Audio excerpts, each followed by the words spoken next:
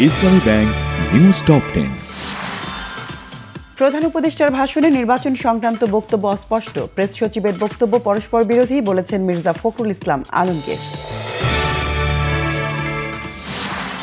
আগুনে পুড়ে নয়, শেখ হাসিনার নির্দেশেই ছাত্র জনতার আন্দোলনে ইন্টারনেট বন্ধ করা হয়েছিল, ট্রাইব্যুনালকে জানিয়েছেন পলক।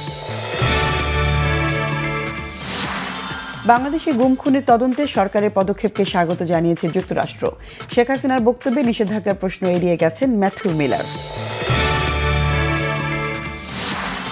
গুমের ঘটনায় জড়িত থাকার অভিযোগে ২০ জন সাবেক ও বর্তমান কর্মকর্তার দেশত্যাগে নিষেধাজ্ঞা স্বরাষ্ট্র মন্ত্রণালয়ের।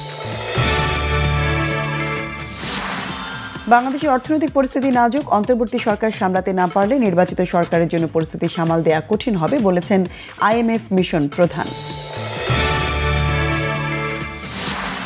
মুসল্লিরা চলে যাওয়ায় ফাঁকা তুরাক্তের নির্ধারিত সময় হবে বিশ্ব ইজতেমা, জোবায়েরপন্থীদের ঘোষণা, প্রতিহত করা হবে সাদপন্থীদের। রাজধানীর পরিবহন ব্যবস্থাপনায় শৃঙ্খলা ফিরিয়ে আনতে ২৫ ফেব্রুয়ারি থেকে গ্রিন ক্লাস্টার চালু হচ্ছে জানিয়েছেন সড়ক পরিবহন উপদেষ্টা ফাউজুল কবির খান।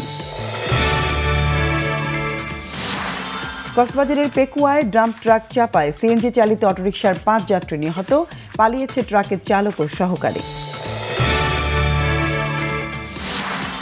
গাজার লেবাননে ইসরায়েলের হামলা অব্যাহত, নতুন করে হামলা হয়েছে ফিলিস্তিনিদের পক্ষ নেয়া ইয়েমেনের নৌবন্দর, তেলক্ষেত্র আর বিদ্যুৎ কেন্দ্রে। উইন্ডিজকে প্রথমবার টি-20তে হোয়াইট ওয়াশ করার হাতছানিতে শুক্রবার মাঠে নামবে বাংলাদেশ। কিংসটাউনে ম্যাচ শুরু সকাল ৬টায়।